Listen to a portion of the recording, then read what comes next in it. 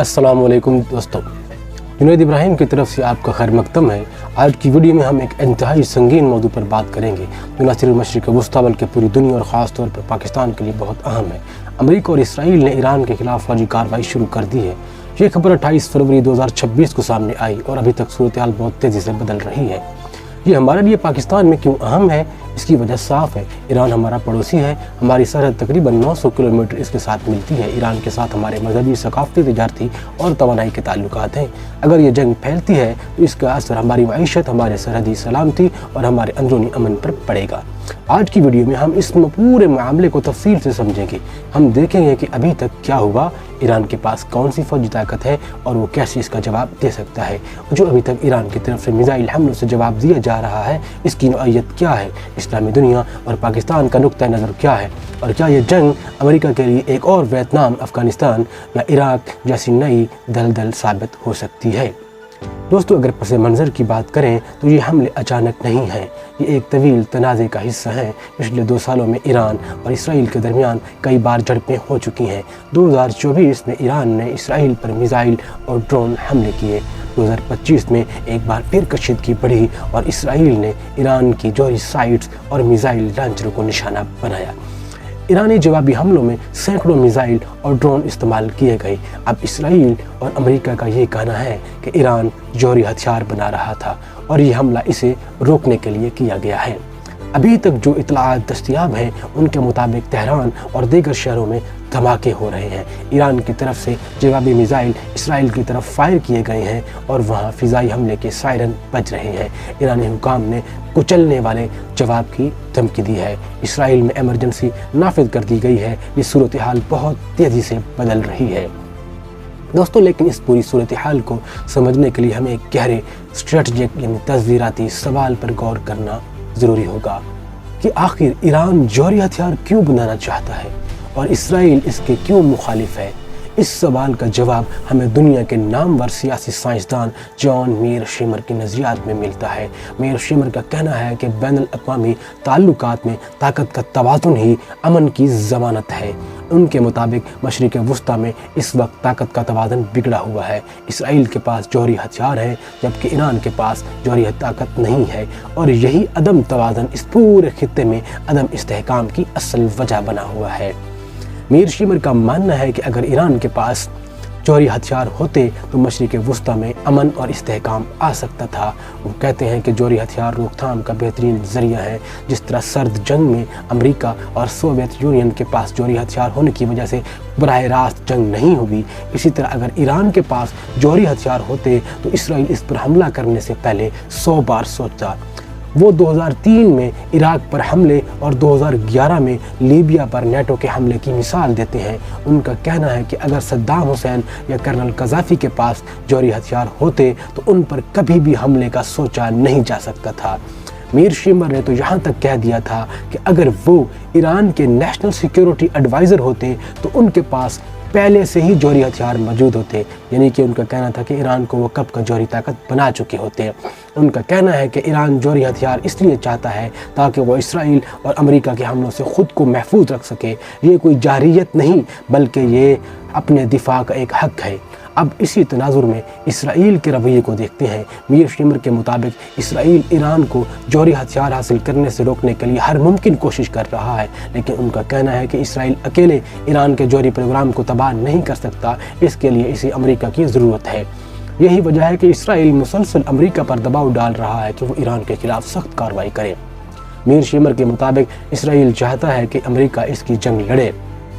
एक इंकशाफ के मुताबिक 2025 की 12 रोज़ा जंग में इसराइल ने ट्रंप को धमकी दी थी कि अगर अमेरिका ईरान की जौहरी तनसीबात पर बंकर बस्टर बम नहीं गिराएगा तो इसराइल खुद जौहरी हथियार इस्तेमाल कर लेगा।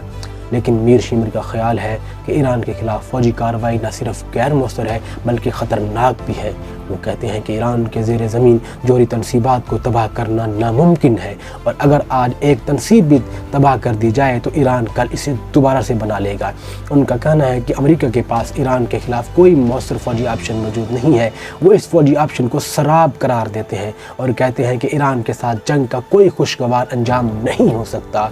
मीरशीमर खबरदार करते हैं ہیں کہ اگر امریکہ اور اسرائیل ایران پر حملہ کرتے ہیں تو ایران آبنائے ہرمز کو بند کر سکتا ہے۔ ان کا کہنا ہے کہ ایران نے حالیہ مشقوں میں ٹرمپ کو صاف پیغام دیا ہے کہ اگر جنگ ہوئی تو آبنائے ہرمز بند کر دی جائے گی، اور ٹرمپ اس کے معاشی نتائج سے بخوبی آگاہ ہیں۔ وہ کہتے ہیں کہ آبنائے ہرمز کی بندش سے عالمی معیشت تباہ و برباد ہو کر رہ جائے گی۔ دوستو، ایران کی فوجی طاقت پر بات کریں تو ایران کی فوج کسی کمزور فوج سے کم نہیں ہے۔ گلوبل فائر پاور انڈیکس کے مطابق دنیا کی طاقتور ترین فوجوں میں اس کا 16واں نمبر ہے، لیکن اصل طاقت نمبروں میں نہیں ہوتی بلکہ اس کے لڑنے کے انداز میں ہے۔ ایران غیر متناسب جنگ کا ماہر ہے۔ اس کا مطلب یہ ہے کہ وہ کم خرچ میں دشمن کو زیادہ سے زیادہ نقصان پہنچانے کی صلاحیت رکھتا ہے، اور وہ یہی حکمت عملی استعمال بھی کرتا ہے۔ ایران کے پاس زمینی فوج میں تقریباً 6 لاکھ فعال اہلکار ہیں جو ریگولر آرمی اور پاسداران انقلاب میں تقسیم ہے۔ پاسداران انقلاب صرف ایک فوجی ادارہ نہیں بلکہ ایک نظریاتی اور سیاسی قوت بھی ہے۔ یہ لوگ پہاڑی اور صحرائی علاقوں میں گوریلا جنگ کے ماہر ہیں۔ بیلسٹک میزائل ایران کا سب سے بڑا جوابی ہتھیار ہے۔ اندازہ ہے کہ اس کے پاس اب بھی 1000 کے قریب میزائل موجود ہیں، باوجود اس کے کہ پچھلی جنگ میں بہت سے لانچر تباہ ہو چکے ہیں۔ ان میزائلوں کی رینج 2 سے 3000 کلومیٹر ہے، جو پورے اسرائیل، خلیجی ممالک سمیت امریکہ کے اڈوں کو نشانہ بنا سکتے ہیں۔ خاص بات یہ ہے کہ ایران نے اپنے بہت سے میزائلوں کو زیر زمین سرنگوں میں محفوظ کر رکھا ہے، جہاں انہیں تباہ کرنا آسان نہیں ہے۔ ڈرونز اور کروز میزائل ایران کا دوسرا سب سے بڑا ہتھیار ہے۔ یہ کم خرچ ہیں اور بڑی تعداد میں تیار کیے جا سکتے ہیں۔ ان کا کام دشمن کے فضائی دفاعی نظام کو مصروف رکھنا ہے تاکہ بیلسٹک میزائل آسانی سے اپنے ہدف تک پہنچ سکیں۔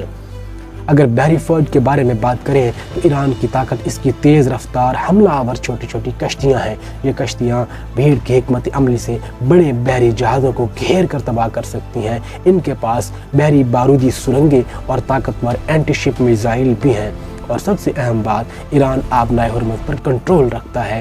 اگر وہ اس آبنائے کو بند کر دے تو دنیا کی 20% تیل کی سپلائی رک جائے گی۔ تو دوستو، فضائی دفاع کے نظام میں ایران کے پاس روسی S-300 اور گھریلو بارود جیسے نظام موجود ہیں جو امریکی F-35 جیسے جدید طیاروں کو بھی چیلنج کر سکتے ہیں۔ جوہری پروگرام کی بات کریں تو ایران کے پاس ابھی تک جوہری ہتھیار تو نہیں ہے، لیکن وہ اس کے بہت قریب پہنچ چکا ہے۔ اس کے جوہری مراکز کو 330 فٹ زیر زمین بنایا گیا ہے، جسے تباہ کرنا امریکہ کے طاقتور بنکر بسٹر بم کے لیے بھی کافی مشکل ہے۔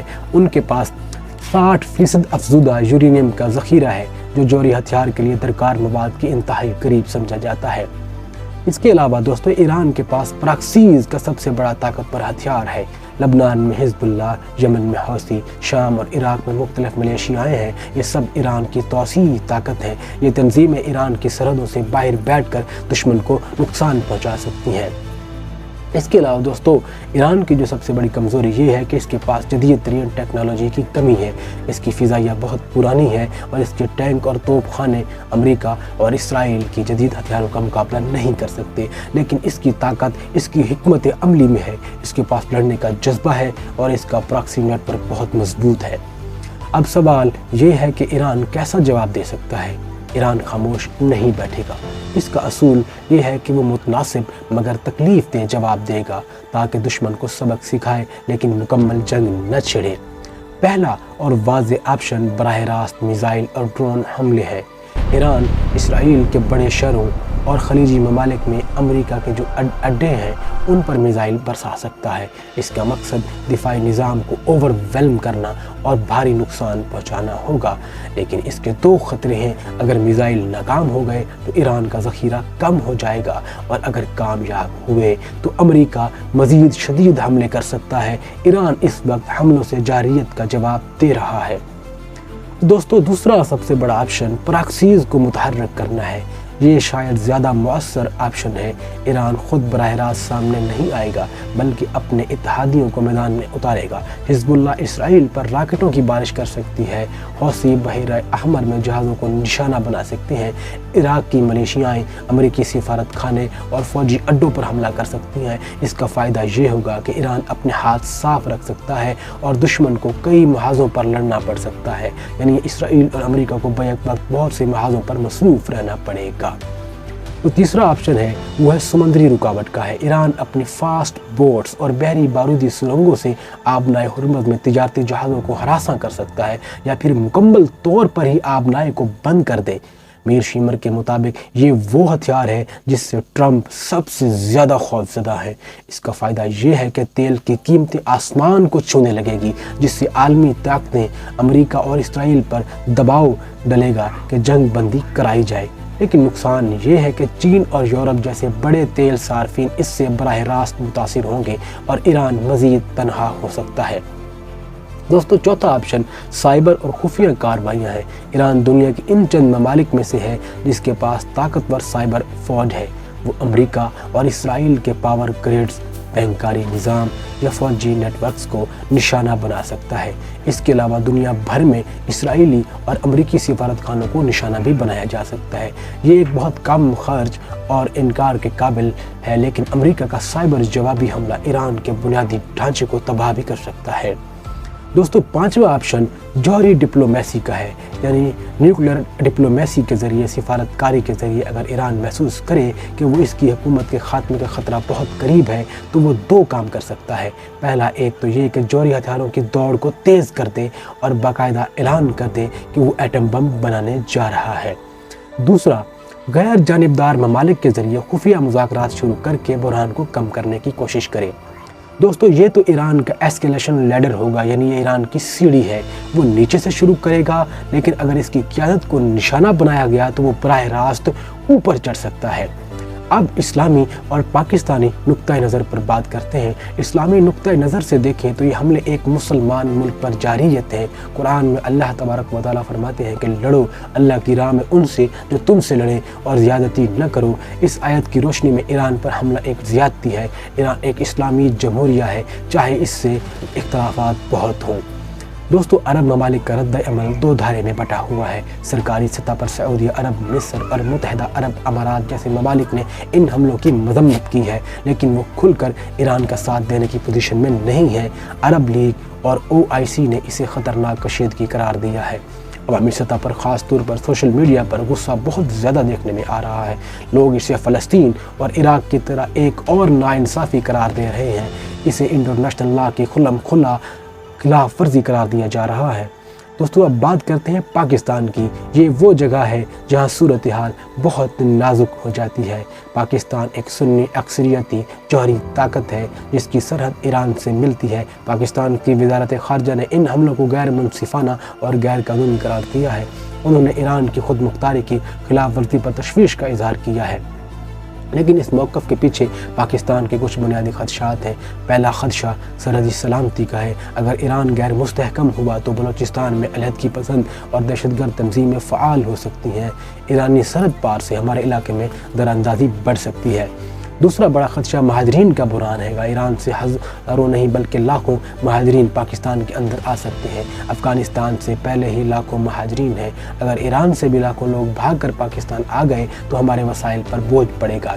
तीसरा ख़दशा फ़िरका वाराना हम आंगी का भी है। पाकिस्तान में 15 से 20% शिया आबादी है जो अंदरूनी अमन ख़तरे में पड़ सकता है। चौथा ख़दशा मईशत का है। पाकिस्तान की मईशत पहले ही नाजुक हालत में है। अगर आबनाए हुर्मुज़ बंद हुई और तेल $150 फ़ी बैरल तक पहुंच गया तो हम महंगाई की लपेट में आ जाएंगे। पांचवा ख़दशा एक ये है कि अगर इसराइल ईरान के जौहरी प्रोग्राम को बमों से तबाह कर सकता है तो मुस्तकबिल में किसी और की बारी भी आ सकती है। तो ये बैनुल-अक़वामी सतह पर एक मिसाल कायम कर सकते हैं। तो अगला नंबर आप सब लोगों को पता है कि किसका हो सकता है। ये पाकिस्तान के जौहरी असासों के लिए भी तशवीश की बात है। अवामी सतह पर पाकिस्तान में अमेरिका और इसराइल मुखालिफ जज्बात बहुत शदीद हैं। मुजाहरे हो रहे हैं और हुकूमत पर दबाव है कि वो ईरान का साथ दे, लेकिन हुकूमत अमली तौर पर बहुत मोहतात है। वो OIC में सालसी की बात तो कर रही है, लेकिन खुफिया तौर पर अमेरिका को ओवर फ्लाइट की इजाज़त देने से भी करियत नहीं कर पाई है। वो स्ट्रेटजिक उलझन है जिसमें पाकिस्तान फंसा हुआ है। अब आते हैं इस सवाल पर कि क्या यह जंग अमेरिका के लिए वियतनाम, अफ़गानिस्तान या इराक़ जैसी नई दलदल साबित होगी। अमेरिका ने वाज़ेह किया है कि वो ज़मीनी जंग में नहीं फंसना चाहता, लेकिन तारीख़ गवाह है कि मशरिक़ वुस्ता में मंसूबे शाज़ व नादिर ही कामयाब हुआ करते हैं। मीर शीमर कहते हैं कि अगर अमेरिका हौसियों को नहीं हरा सका तो वो ईरान को कैसे हरा पाएगा। वियतनाम से मुशाबत देखें तो वियतनाम में अमेरिका एक मजबूत रिवायती फ़ौज से नहीं हारा था, बल्कि वो गुरेला जंग और अवामी मुज़ाहमत से हारा था। ईरान में भी वही सूरत हाल है। अमेरिका के पास जदीद तरीन टेक्नोलॉजी तो है, लेकिन ईरान के पास पहाड़, सुरंगें और प्रॉक्सियों का एक वसी तरीन नेटवर्क है जो अमेरिकी फ़ौज को बरसों उलझाए रख सकता है। वियतनाम की तरह अमेरिकी अवाम इब्तदाई हिमायत के बाद जब अमेरिकी फ़ौजों की हलाकतें बढ़ेंगी तो जंग के ख़िलाफ़ हो सकते हैं।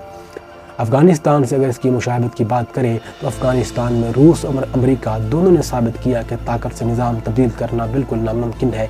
ईरान भी अगर हमलों के बाद इंतशार का शिकार हुआ तो वहाँ तालिबान जैसी नहीं बल्कि पासदारान इनकलाब जैसी मजबूत और मुनज़्ज़म क़ुव्वत दोबारा से उभर सकती है, और इस इंतशार का सबसे ज़्यादा नुकसान पाकिस्तान जैसे पड़ोसी ममालिक को होगा। इराक़ से अगर इसका मवाजना करें तो इराक़ पर 2003 में हमला वेपन्स ऑफ मास डिस्ट्रक्शन के झूठे बहाने पर किया गया था। यहाँ भी जौहरी ख़तरे को बहाना बनाकर हमला किया गया है। इराक़ में सद्दाम हुसैन के ख़ात्मे के बाद जो फ़िरका वाराना खून रेज़ी हुई और दहशत गर्दी फैली, ईरान में भी अगर हुकूमत गिरी तो शिया मलेशियाओं के दरमियान इक़्तिदार की जंग छिड़ सकती है।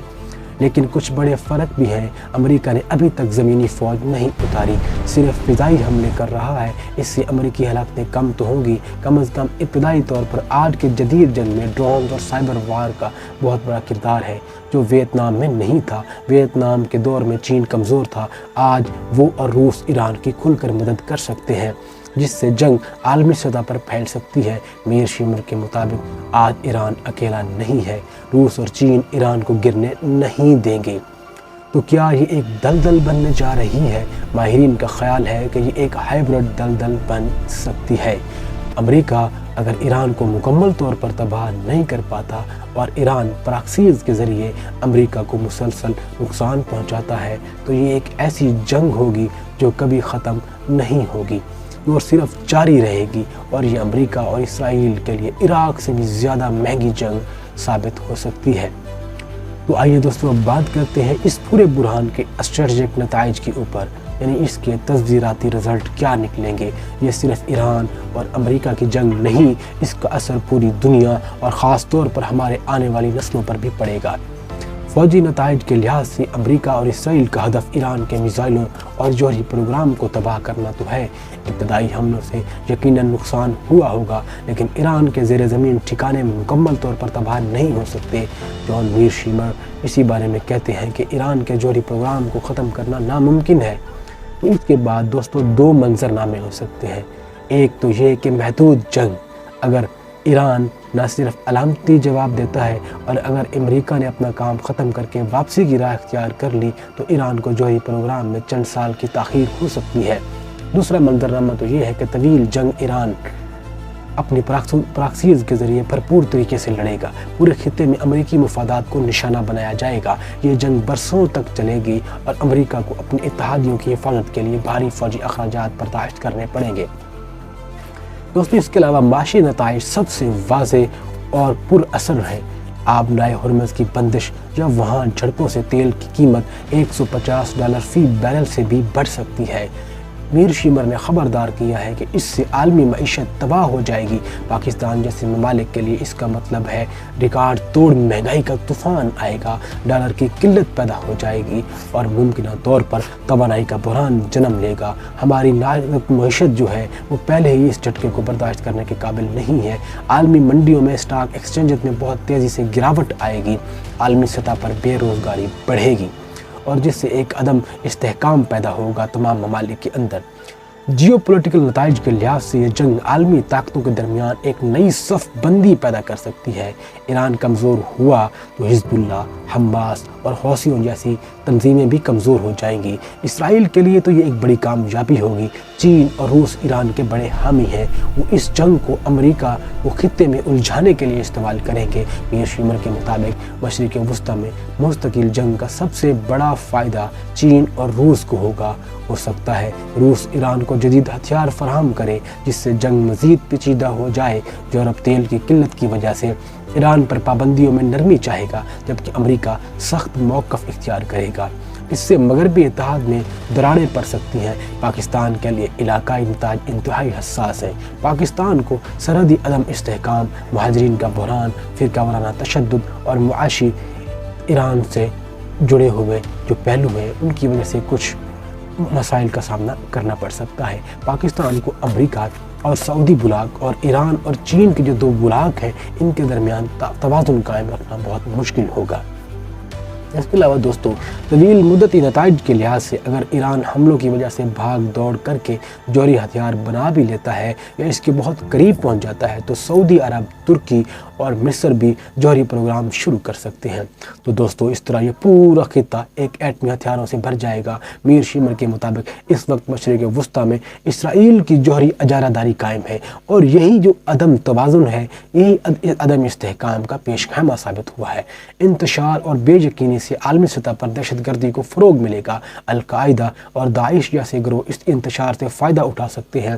اگر امریکہ یہ جنگ ہار جاتا ہے یا اس میں پھنس جاتا ہے تو عالمی سطح پر ایک سپر پاور کے طور پر اس کی ساکھ مزید داؤ پر لگ جائے گی۔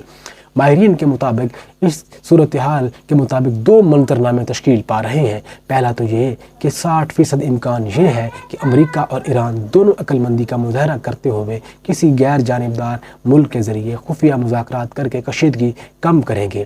ایران اپنے جوہری پروگرام پر کچھ حد تک رضامندی ظاہر کرے گا اور امریکہ حملے روک دے گا۔ میر شیمر کا کہنا ہے کہ اگر صرف ایران اور ٹرمپ دونوں ہوتے تو آسانی سے معاہدہ ہو جاتا، لیکن مسئلہ اسرائیل کا دباؤ ہے۔ دوسرا منظرنامہ یہ ہے کہ 40% امکان یہ ہے کہ یہ جنگ بے قابو ہو سکتی ہے اور ایک طویل، تھکا دینے والی، تباہ کن علاقائی جنگ میں بدل جائے گی جس میں پاکستان بھی بری طرح جھلس سکتا ہے۔ دوستو یہ تھا ہماری طرف سے اس بڑے بحران کا مکمل اور مفصل تجزیہ۔ یہ صورتحال بہت تیزی سے بدل رہی ہے اور ہم اس منظرنامے پر نظر رکھے ہوئے ہیں۔ مجھے امید ہے کہ آپ کو یہ تجزیہ پسند آیا ہوگا۔ نیچے کمنٹس میں ضرور بتائیں کہ آپ کے خیال میں یہ جنگ کیسے ختم ہوگی۔ کیا ایران ہتھیار ڈال دے گا یا امریکہ ایک اور دلدل میں پھنس جائے گا؟ اگر آپ نے ویڈیو دیکھی ہے تو لائک کریں، اپنے دوستوں کے ساتھ اس کو ضرور شیئر کریں اور چینل کو سبسکرائب کرنا مت بھولیں تاکہ آپ کو ایسی ہی اہم تجزیاتی ویڈیوز ملتی رہیں۔ اللہ حافظ۔ اپنا اور اپنے وطن کا خیال رکھیں۔